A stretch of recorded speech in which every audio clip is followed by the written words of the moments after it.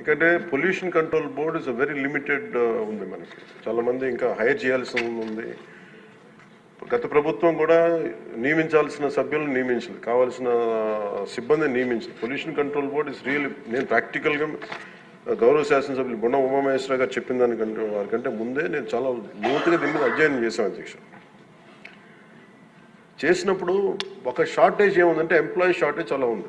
Employment చాలామంది ఒక employment ఇంత కావాలంటే దాంట్లో దాదాపు ఒక 2/3 లేదు అధ్యక్ష. వాళ్ళు ఉన్న డిమాండ్కి పెరుగుతున్న గ్రోత్కి దాని తగ్గ మానిటరింగ్ చేయడానికి లేరు ఒక మనుషులు.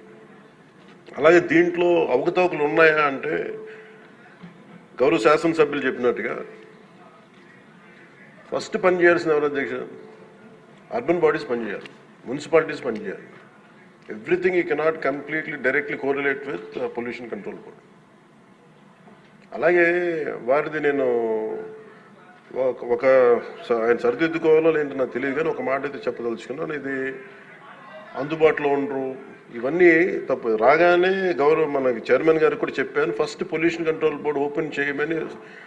అదొక వాస్తవం ఏంటంటే పొల్యూషన్ కంట్రోల్ బోర్డు సామాన్య మనిషికి సంబంధించి ఓన్లీ ఇండస్ట్రియల్ కనెక్టెడ్ అనుకుంటారు. ఇది ఫస్ట్ టైం కృష్ణయ్య గారు వచ్చాక వారికి తెలియజేసిన హీ హ్యాస్ ఓపెన్డ్ ఇట్.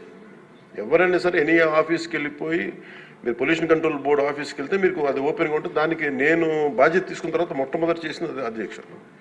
కాబట్టి దీని మీద